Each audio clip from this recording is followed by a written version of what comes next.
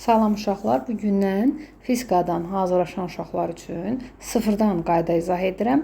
Bilirik ki, fizikaya giriş eləməzdən öncə bilməliyik daha doğrusu bunu ki, ilkin riyazi anlayışlar var ki, bunları mütləq biz öyrənməliyik. Yəni bunları bilməsək, fizikadan test işləmək, fizikadan qayda öyrənmək nisbətən çətin olacaq. Hətta mümkün olmayacaq, çünki fizikada qrafiklər var çoxlu, qrafiklər hamısı ilkin riyazi anlayışlarla bağlıdır, vektorlar var, törəmə var. Bunlar hamısı riyaziyyatda keçəndə, biləndə daha rahat olur. İndi elə uşaqlar var, riyaziyyatdan bazası yoxdur. Mütləq fizikanın ilk dərsində ilkin riyazi anlayışlara ayırırıq. Deməli, onda başlayaq nədən? Ən birinci başlayaq elə həm fizika, həm riyaziyyatla əlaqəli olan beynəlxalq vahidlər sistemindən. Bax, beynəlxalq sistem deyirlər. BS, bir neçə vahidlər sistemi var, amma fizikada əsas vahidlər sistemi bax budur. Yəni bütün kəmiyyətlərin əsas vahidi beynəlxalq sistemdən götürülür. Burada 7 əsas vahid var uşaqlar. 7 əsas vahidi sıralama ilə yazsaq, sıralamanın yəni fərqi yoxdur. Hansı sıralama ilə istəyirsiniz, əzbər bilməlisiniz. Yəni həm anlayıb, həm də əzbər bilməlisiniz. Birinci olsun kütlə. Kütlə uşaqlar. Kütlə artıq biz bilirik də, yəni gündəlik həyatımızda da bilirik. Kütlənin vahidi nədir? Neçə kütləsini soruşanda deyirik nə qədərdir? Neçə kiloqramdır? Kiloqram riyaziyyatda da öyrənmişik, fizikada da əgər məktəbdə oxumusunuzsa bilirsiniz, kütlənin vahidi kiloqramdır. Və kütlə hansı hərflə işarə olunur? Balaca M hərfi ilə işarə olunur. İkinci kəmiyyət. Gəlin qaydaq. Olsun uzunluq. Yəni yenə deyirəm, sıralama fərqi yoxdur. Əsas kəmiyyətləri bilin, vahidlərini bilirik. Uzunluq vahidi nədir? Metrdir. Balaca metri qısalmış şəkildə balaca M hərfi ilə işarə edirik. Bəs uzunluğu biz riyaziyyatda və yaxud da fizikada nə ilə işarə edirdik? L-lə, S-lə, yəni uzunluq işarə olunur L-lə, S-lə. Bunu da bildik. Qaydaq üçüncüyə. Üçüncüyə qaydaq. Nə yazaq üçüncüyə? Olsun zaman. Zaman. Əlbəttə ki, bilirik ki, zaman vahidi əsas uşaqlar. Zaman vahidi var saat, dəqiqə, saniyə. Amma ən əsası saniyədir. Yadda saxlayın. Saniyə əsas vahiddir. Və zaman balaca T hərfi ilə işarə olunur. Bunları indidən öyrənsəz, getdikcə müxtəlif kəmiyyətlər keçəndə uşaqlar daha rahat olacaq. Artıq 7-sini bilirsiniz nə ilə işarə olunur. Digərlərini öyrəndə bunlarla qarışdırmasınız. Mütləq hansı nə ilə işarə olunur, onu da öyrənin. Dördüncü olsun temperatur. Temperatur. Biz evdə qızdırma qalxanda temperaturu ölçürük. Deyirik ki, məsələn 39 dərəcə Selsidir. Evdəki termometr Selsi iləndir. Ancaq fizikada əsas beynəlxalq sistemdə əsas vahid Selsi deyil. Yadda saxlayın, Kelvindir. K hərfi ilə işarə olunur, amma yazılışı Kelvindir, yəni Kelvin. Və temperatur böyük T hərfi ilə işarə olunur. Yadda saxlayın, yenə deyirəm, Selsidə temperatur vahididir, ancaq beynəlxalq sistemdə əsas vahid deyil. Kelvindir əsas vahidimiz. Beşinci olsun maddə miqdarı. Maddə miqdarında biz molekulyar kinetik nəzəriyyədə öyrənəcəyik. Maddə miqdarı. Bunu siz kimyada da öyrənirsiniz. Maddə miqdarının vahidi moldur. Molda yazılır. Və belə bir nü hərfi ilə işarə olunur. Altıncı kəmiyyət olsun cərəyan şiddəti. Cərəyan şiddəti. Bunu biz keçəcəyik inşallah sabit cərəyan qanunları. Cərəyan şiddətin vahidi amperdir. A hərfi ilə işarə olunur və cərəyan şiddəti belə bir I hərfi ilə bax belə göstərilir. J kimi yazılır, amma I-dir. 7-ci də oldu işıq şiddəti. İşıq şiddətini biz məktəb proqramında keçmirik, yəni abituriyentlər öyrənmir, amma bir dənə bilməlisiniz ki, işıq şiddətinin vahidi əsas vahiddir. İşıq şiddətinin vahidi kandeladır, K-dır, belə yazılır və o da elə I ilə işarə olunur, belə. Yəni 7 dənə əsas vahidimiz var, bunlardır uşaqlar. Bunları əzbər bilirsiniz. Bunu biləndən sonra qalan digər kəmiyyətlər, sürətin vahidi metr bölə saniyədir. Görürsünüz, bir kütlə, bir də zaman. Üzrü sayın kütlə nə idi? Metr bölünsün saniyə dedim. Bir uzunluq, bir də saniyə. Yəni metr bölünsün saniyə. Sürətin vahidi bu ikisindən alınır. Məsələn, impulsun vahidi.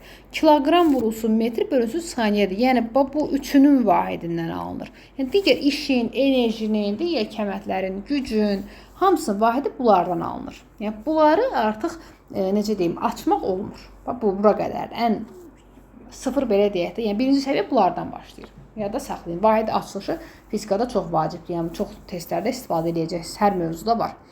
Deməli, bu 7 əsas vahidi bildik. Bundan sonra uşaqlar 2 də əlavə vahid var. Onlar sizə düşmür. Mən də vaxt getməsin deyənə demirəm. Vahidləri bildik. Yaxşı.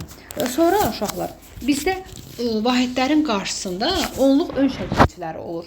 Onluq ön şəkilçiləri nədir? Gəlin onu da bir yazaq. Onluq ön şəkilçiləri. Aha. Deməli, məsəl üçün belə görəcəksiniz. Bir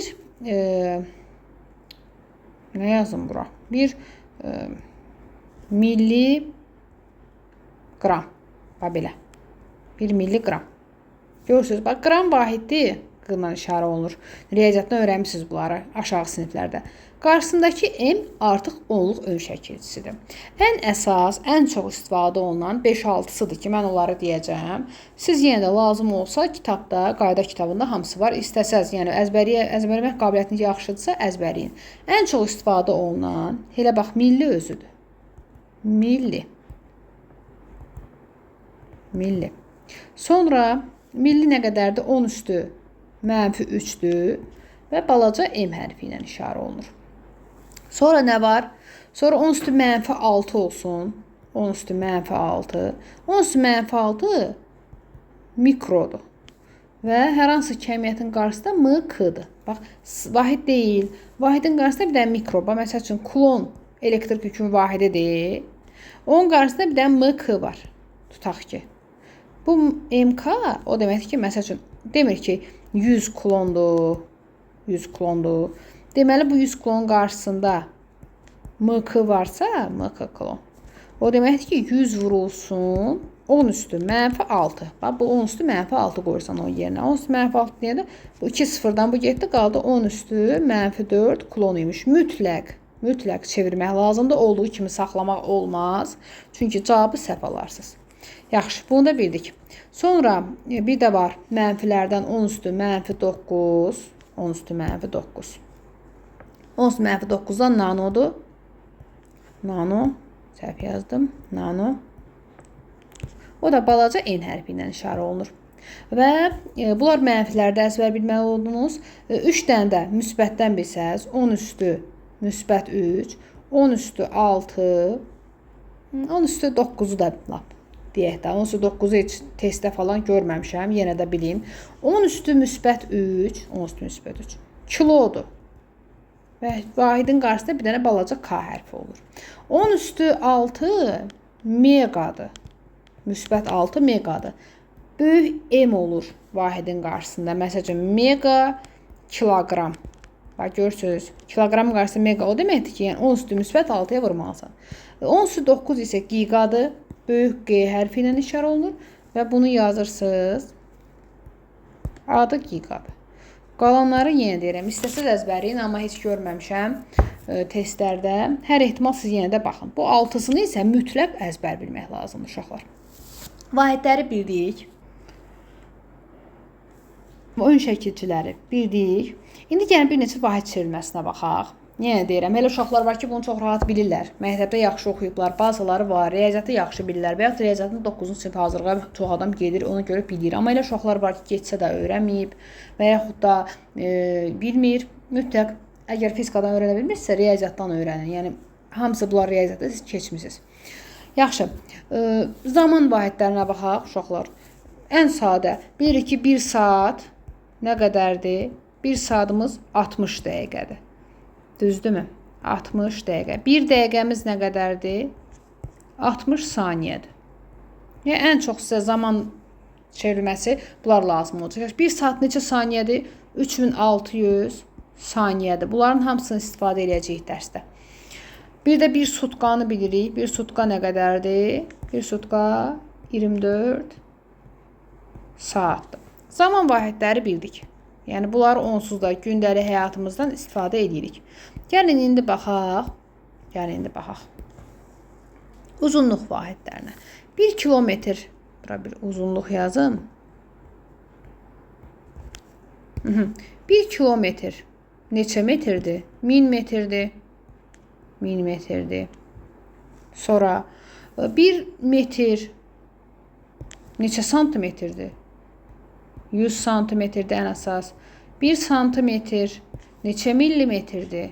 10 millimetrdir. 1 desimetr neçə metr? Neçə santimetrdir 1 desimetr? 10 santimetrdir. Sonra bəs neçə millimetrdir? 100 millimetrdir. Yəni başqası hansını yadıma salım? 1 desimetr yazdı, santimetr, metr hamısını yazdı uşaqlar. Yaxşı.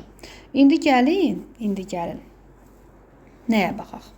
İndi gəlin baxaq sahə vahidlərinə. Sahə və həcmə də baxaq. Yekunlaşdıraq. Sahədə 1 metrin kvadratı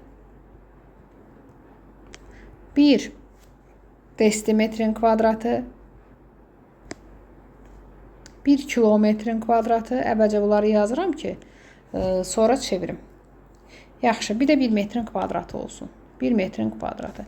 1 santimetr deyib millimetr yazmışam bura. 1 santimetrin kvadratı. 1 santimetrin kvadratı neçə? 1 santimetr neçə millimetrdir? 10 millimetrdir. Artıq burada kvadratı olanda uşaqlar olur 100 millimetr kvadratı. Çünki 2 dəfə yəni vurursan. 1 desimetr neçə santimetrdir? 10 santimetrdir. Artıq kvadratı olanda olur 100 santimetrin kvadratı. Yəni o 10'u kvadrata yüksəldirsən. 1 santimetr neçə millimetrdir? 1 santimetr neçə? 10 millimetrdir. Düzdür? Bax bunu buradan çevirəndə 100 qalır. Təzədən bunu da millimetrə çevirəndə nə edirsən? Santimetr 10 millimetrdirmi?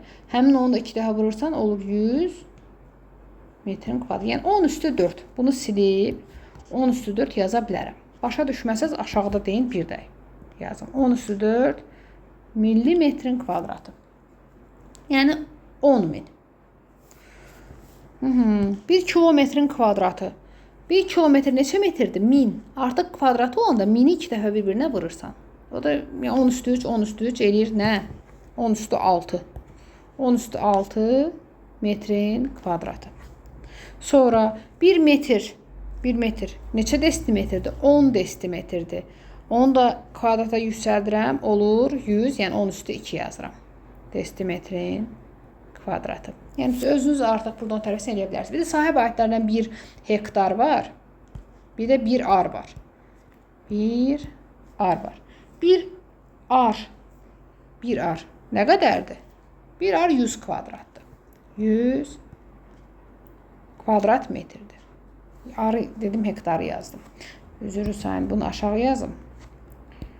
1 ar 100 kvadratdır. 100 kvadrat metr. 100 kvadrat metr həm də nədir uşaqlar? Biz 100 kvadrat metr bilirik ki, bir sotdur. Onun 10'a. 10 metre həyət hesablayanda adətən onu tapırıq. Bir sotdur. 1 hektar isə 10.000 kvadrat metrdir. Yəni 10 üstü 4 kvadrat metrdir. Sahə vahidlərini də bildik. İndi həcm vahidinə baxsaq. Baxın, həcm vahidində kub metr olur. 1 kub metr, 1 kub santimetr, 1 kub kilometr. Sonra nə olsun? 1 kub desimetr. Həcm vahidi bir də litr var. Amma litr əsas vahid deyil. Yadda saxlayın. 1 litr həcm vahididir, amma ki əsas vahid deyil. Amma məsələlərdə görəcəyik litrlə mütləq onu kub metrə çevirmək lazımdır. 1 kub santimetr, metr, 1 kub metrə baxaq. 1 metr, bax neçə desimetrdir? 1 metr. 1 metr 10 desimetrdir. Burada 3 varmı? O 10'u 3 dəfə bir-birinə vuranda olacaq 1000. Yəni 10 üstü 3 desimetr kub. Gördünüz. Sonra 1 kub santimetr. 1 santimetr neçə millimetrdir? 10 millimetrdir. Burada 3 var. 3 dəfə bir-birinə vuracaq olacaq 10 üstü 3 millimetrin kubu. 1 kilometr neçə metrdir? 1000 metrdir. 1000-i 3 dəfə özünə vuranda olacaq 10 üstü 9 kub metr. 1 kub desimetr. Onu çevirsək, desimetrdən santimetrə çevirək. Santimetr 1 desimetr 10 santimdir. Üstə 3 var. 3 dəfə öz-özünə vururuq. Olur 10 üstü 3 kub santimetr. Bunları da bildik. Bunlar da oldu. Bir də onu bilin ki, 1 litr versə sizə, mütləq 1 litr 10 üstü -3 kub metrdir. Yəni məsələ həll edəndə desə ki, 1 litr su, yəni görəcəksiniz də, mütləq 1 litr versə, 5 litr versə, 5 litr. Bu olacaq 5 vurulsun 10 üstü -3. Yəni 0,005. Yəni 1000-də 5 olacaq. Mütləq. 5 litr budur. Sonra 1 litri kub metrə çevirdik. Bir də onu bilin ki, 1 litr elə 1 kub desimetrdir. Hər ehtimal bunu da əzbər bilmək lazımdır. Bunlar da oldu bizim vahid çevirmələrimiz. Amma nəzərinizə çatdırım ki, vahid çevirmələri tək bundan ibarət deyil, çoxdur, genişdir, cürbəcürləri qarşınıza çıxa bilər. Bunun üçün özünüz oturub analiz eləməlisiniz. Bir-bir, yəni mən onların onsuz da bu saat hamısını buraya belə yazmaqla siz öyrənə bilməlisiniz. Məsələdə həll elədikcə, istifadə elədikcə tam dərk eləyəcəksiniz, narahat olmayın. Elə bir çətinlik yoxdur burada. Yəni gələcəkdə elə fizikadan elə şeylər öyrənəcəksiniz ki, bunlar sizə çox sadə gələcək. İndi gəlin keçək bəzi fiqurların sahəsinə, perimetrinə, çünki çox lazım olur bizə qrafiklərdə. Ən birinci başlayaq, birinci yazım bura fiqurların sahəsi. Ən birinci olsun kvadrat. Gəlin başlayaq kvadratdan və kvadratdan. Kvadrat bilirik ki, nədir? 4 tərəfi bərabərdir. Düzdürmü? 4 tərəfi də bərabər olmadı. Çalışaq bərabər çəkək. 4 tərəfi də eynidir, A-dır. Və bu kvadratın perimetri nəyə bərabərdir? Kvadratın perimetri 4 tərəfin cəminə bərabərdir. Yəni perimetrini tap desə P bərabərdir 4 vurulsun A. Sahəsini tap desə bir tərəfinin kvadratı, yəni A kvadrat olacaq. Kvadratı bildik, kvadrat rahatdır. Düzbucaqlı olsun ikinci. Düzbucaqlı da bilirik ki, yan tərəfləri bərabərdir.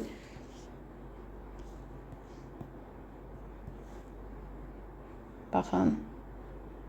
Bura A'dır, bura A'dır, bura B və B'dir. Perimetri bilirik ki, necə tapırıq?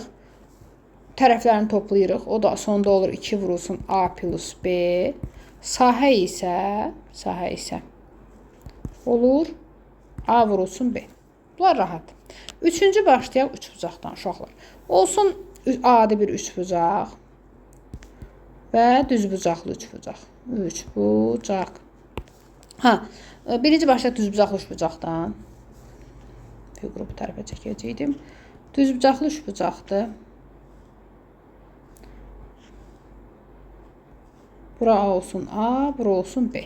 Düzbucaqlı üçbucağın sahəsi, 2-də 1 vurulsun A, vurulsun B. Yəni katetlərin hasilinin yarısına bərabərdir. Hər hansı bir üçbucaq olsa,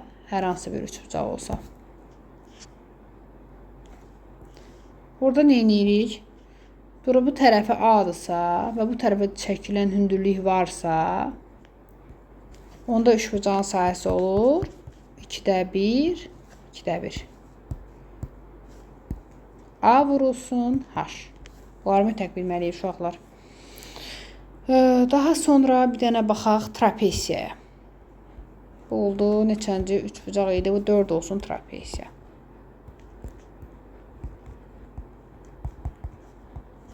Trapesiyada qarşı tərəfləri paraleldir. Oturacaqları yəni bir-birinə paraleldir. Belə trapesiyada A, B, bu da bunun hündürlüyüdür. Trapesiyanın sahəsini tapanda olur S bərabərdir. A plus B, yəni oturacaqların cəminin yarısı vurulsun hündürlüyə. Bu da trapesiyanın sahəsidir. Yəni yavaş-yavaş öyrənəcəyik bunları. 5-ci olsun çevrə. Çevrə nədir? İçi boş bir dənə bir halqadır. Uşaq vaxtı o halqa oynadırdıq fırladan. Bax, həmin o halqadır, içi boşdur. Bir dənə qıraqları var. Bir də çevrənin radiusu və yaxud da diametri var. İkisi də var. Çevrənin sahəsi olmur, uzunluğu olur, qırağın uzunluğu. Onda qırağın uzunluğu da L bərabərdir 2 pi r və r balaca yazım, çünki ora balaca yazmışam. Və diametr nədir burada? Diametr bilirik ki, 2 dənə r-dir. Elə bu 2 r-in yerinə diametri yazıram, onlar pi-dir. Və dairə isə uşaqlar əksinə içi doludur. Dairə sanki belə bir qapaq kimidir. Yəni bunun artıq burası səthi var. Top kimi yox, qapaq kimi sırf səthi. Onun da yenə radiusu və diametri var. Radiusu və diametri varsa, içi də doludursa dairənin, onun təbii ki artıq sahəsi var. Dairə yazın bura. Dairə S bərabərdir pi r kvadratı. O da bərabərdir. R-in yerinə D bölünsün 2 qoysam olur pi d kvadratı bölünsün 4. Bir də var kürə. O da çox lazım olacaq. Kürə. Kürə isə artıq top formasındadır. Globus top. Yəni tam bir həcmi var. Onun da radiusu var. Diametri var. Təbii ki. Kürənin həcmi V bərabərdir 3-də 4 pi r kubudur. Yadda saxlayın. 3-də 4 pi r kubudur. Bunu da bildik uşaqlar. Qalan digər fiqurları ən çox bunlar istifadə olunacaq. Yəni bundan əlavə hansısa istifadə olunsa çox az bir dəfə, iki dəfə ya görər, ya görmər. Yoxdur məncə. Heç yoxdur. Görməmişəm. Bir də burada bir də nə var? Düzbucaqlı üçbucaqda bucağın sinusunu, kosinusunu tapmaq var. Onu da mütləq lazımdır bilmək. Yəni onu da tapaq.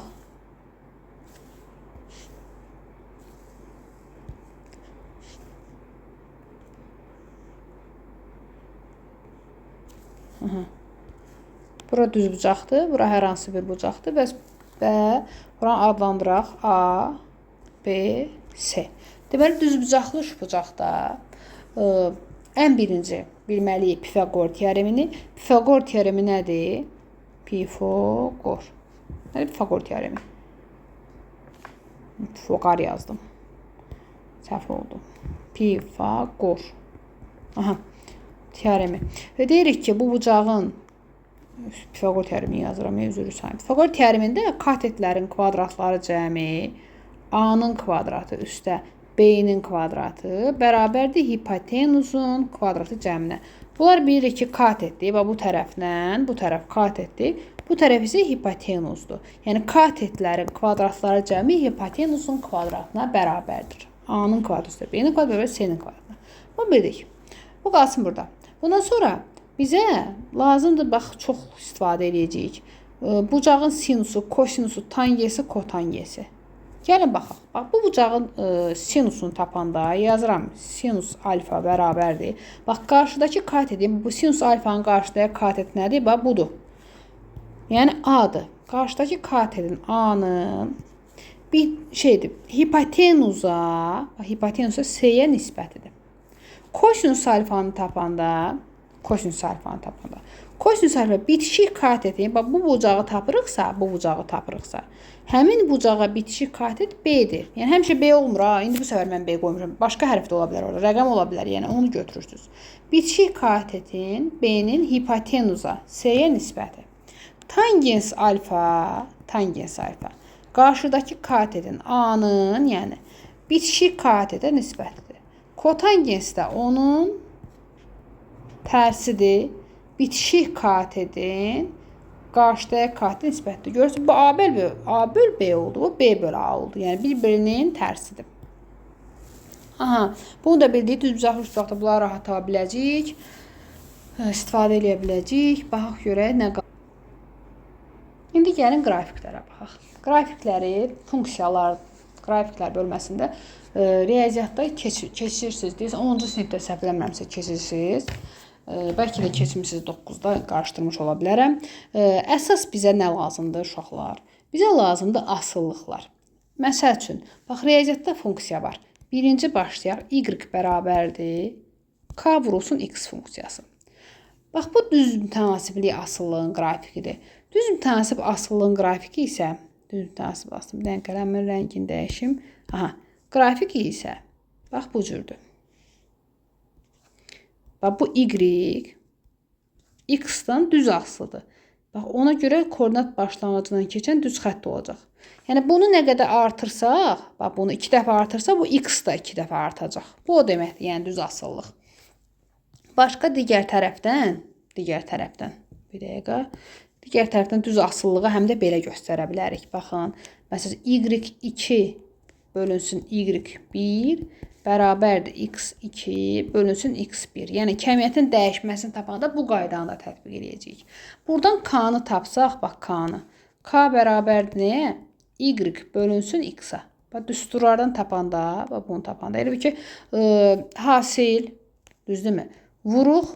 Vuruqlardan birini tapanda nə edirik? Hasili vuruğa bölürük. Ona görə y böldüm x-a. Yəni, vuruqlardan birini tapıram hazırda. Və k-nı tapanda y bölünsün x-dırsa, deməli, bax, burada bucağın tangensi, alfa qoymalıydım ora, tangens yazdım. Bu bucağın tangensi, yəni tangens alfada elə bərabərdir k-ya və y bölünsün x-a bərabərdir. Bu əsas düz mütənasib, aslında qrafik. Həmişə düz mütənasiblik belə olacaq. Sonra baxaq xətti funksiyaya. İkinci olsun y bərabərdir kx plus b funksiyası. Bu xəttidir, yəni düz asılıdır, amma müəyyən bir qiymətdən başlayır. Yəni, sıfırdan başlamır buradakı kimi. Baxın, bax, yenə onlar da uşaqlar, elə birinci bölmə, düz xətli bərabər sürətli hərəkətə başlayan kimi biz elə bax, bu cür qrafiklər keçəcəyik. Bax, müəyyən bir qiymətdən, bax, b-dən başladı, gördünüz? Bax, bu cür. Məsəl üçün, belə deyim, düz xətli bərabər sürətli hərəkətə tənlik keçəcək. X bərabərdir, x0 üstə vt. X t ilə düz asılıdır, amma xətti. Çünki qarşıda bir kəmiyyət var. x0 var. Bax, x0. X-in t-dən asılı, x0-dan başlayır. Müsbətdir burası.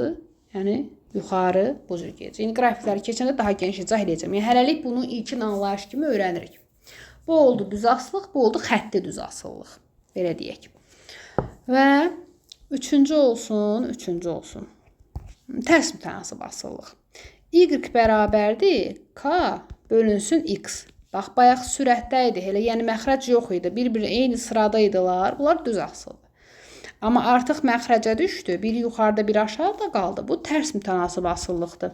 Y-in x-dan asıllığını tərs asılı olanda biz bax, bu cür çəkəcəyik. Bax, belə bir əyri. Bu tərs mütənasib asılıdır. Məsəl üçün, bu 2 dəfə artsa, məsələlərdə tərs mütənasib asılı deyənə bu 2 dəfə azalacaq. Və yaxud da y2 bölünsün y1 bərabərdir x1 bölünsün x2. Bax, belə yazacağıq. Aha, bu oldu tərs mütənasib asıllıq. Daha sonra dördüncü olsun kvadratik asıllıq. Kvadratik asıllıqda isə y bərabərdir k vurulsun x yox, x-in kvadratı, yəni x-la düz asılıdır, amma kvadratik düz asılıdır. Məsələn, bu 2 dəfə artanda bu 2-nin kvadratı 4 dəfə artacaq. Düzdür, amma kvadratik düzdür, uşaqlar. Kvadratik düz asıllığın qrafiki, y-in x-dan asıllığı, baxın, bax, belə bir qrafikdir. Və asıllığı yazsaq, y2 bölünsün y1 bərabərdir x2-nin kvadratı bölünsün x1-in kvadratı. Bax, düz asılı olanda görürsünüz, bax, burada da 2 olur, burada da 2 olur. Burada da 1 olur, burada da 1 olur. Amma tərs asılı olanda burada 2, burada bu birisi kəmiyyətin 1-idir, yəni. Görürsünüz, birinci qiyməti, ikinci qiyməti. Yəni, dəyişəndən sonraki və əvvəlki qiyməti. Beşinci olsun kök 6 düz asıllıq. Y bərabərdir, rəngim çox dəyişdi, bir dəqiqə. Y bərabərdir nəyə? Y bərabərdir k vurulsun kök altında x düz asılıdır. Yəni, sürətdədir bu. Ancaq kökün altındadır. Kök altı düz asıllıq y bərabərdir. Y belə bax, bu qrafik bu tərəfə gedəcək. X-a tərəf. Gördünüz? Bax, belə. Və asıllığı yazsaq, y2 bölünsün y1 bərabərdir. Kök altda x2 bölünsün x1. Məsələn, bu 4 dəfə artsa, bu y kəmiyyəti, bu 2 dəfə artacaq. Yəni 4-ün kökdən çıxmış variantı bir dəfə. Bunu da bildik uşaqlar. Bir dənə tərs mütənasib asılılıq. Məsələn, belə bir funksiya olar. Qoy bunu da yazaq. Y bərabərdir k bölünsün x yazdıq tərs asılı. X-in kvadratı və yaxud da y bərabərdir k bölünsün kök adda x. Artıq bu kökə düşdüsə, uşaqlar, məxrəcin altına düşdüsə, kəmiyyət. Bu tərs asılıdır.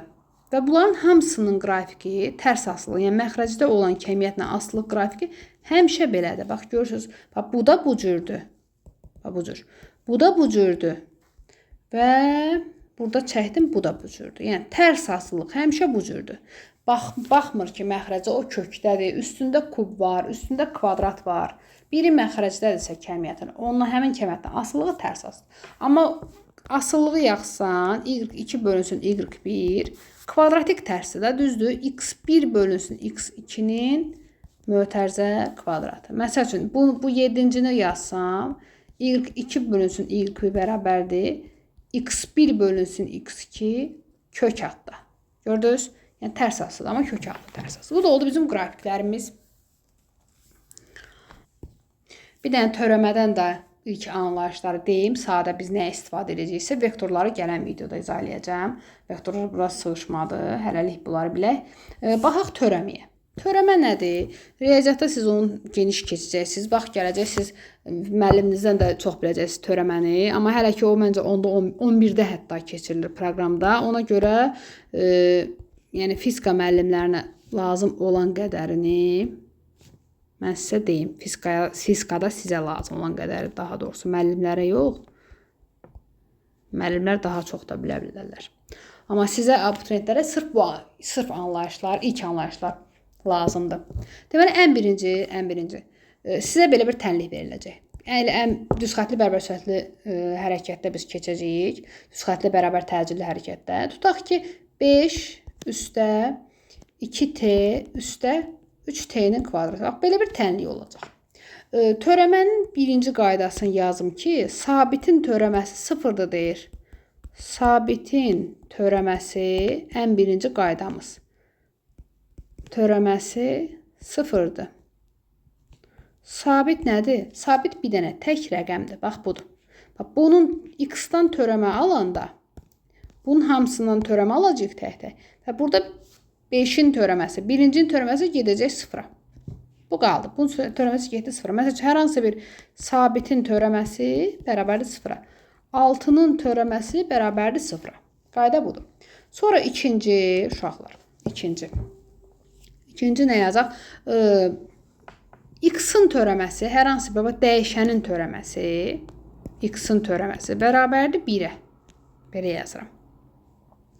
Və tutaq ki, 3x-in törəməsi bərabər olacaq 3-ə.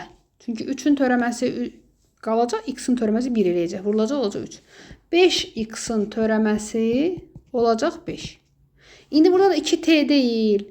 2t-nin törəməsi t1-ə gedəcək. 2-yə vurulacaq olacaq 2. Yəni 0 üstə 2. Bunu da tapdıq. Və sonra üstü qüvvəti, yəni x kvadratın törəməsini tapaq. X kvadratının törəməsi nə olacaq? Bu 2 gələcək x-in qarşısına, olacaq 2 vurulsun x və bu 2 çıxılsın 1. Yəni 2 vurulsun x üstü 1 də artıq 1-i yazmıram.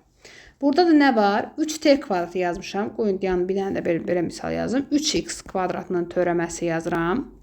Və yaxud da 9x kvadratının törəməsi yazıram. Bax, belə yazıram. Aha.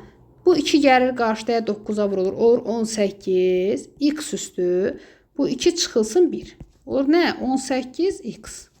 İndi mənim gəlin burada 3t kvadratı yazmışam. Onun törəməsini tapsam. Bu 2 gəlir bu 3-ə vurulur.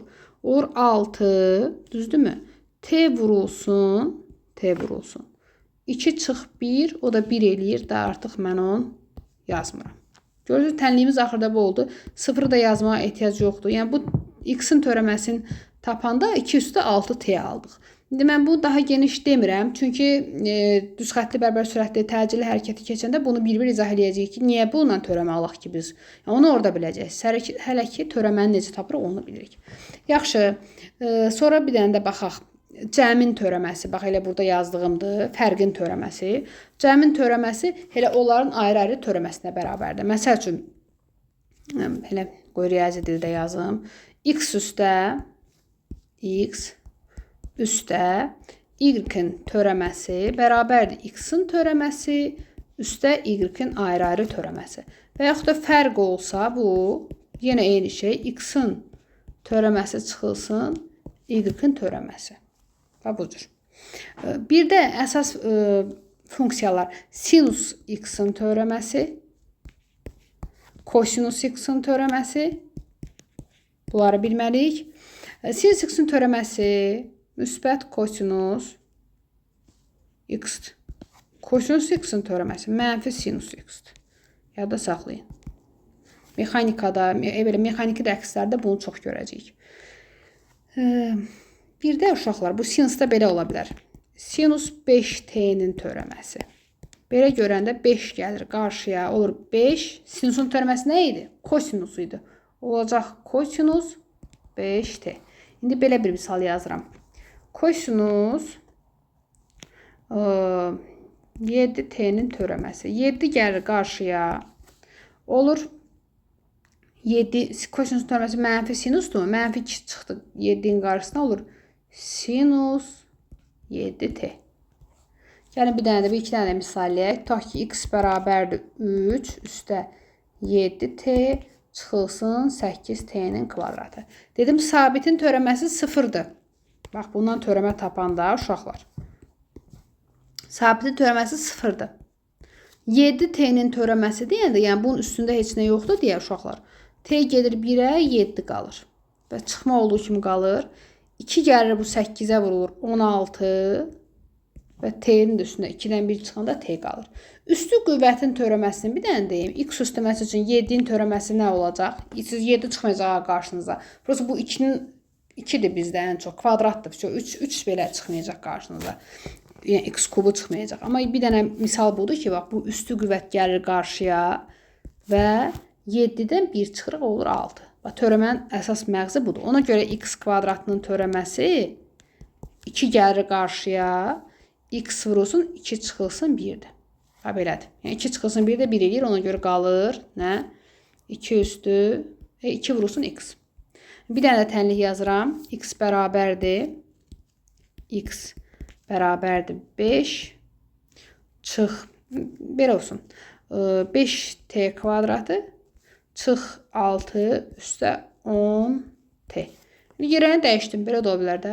5t kvadratın törəməsi nə olacaq? 2 gəlir 5-ə vurulur, olur 10. T'nin də üstünə 2 çıx 1 olur 10t. 6-ın törəməsi 0-da artıq 10 yazmıram. Burada müsbətdir, ona görə müsbət eləyirəm. 10t-nin də törəməsi t getdi 1-ə, qaldı bir dənə 10. 10t üstə 10. Bu da oldu törəmə uşaqlar. Bundan sonraki dərsdə inşallah vektorları izah edəcəm. Bugünkü dərsimiz bura qədər. İnşallah yararlı olar. Kanalıma abunə olsanız sevinərəm. Sağ olun uşaqlar. Zehniniz açıq olsun.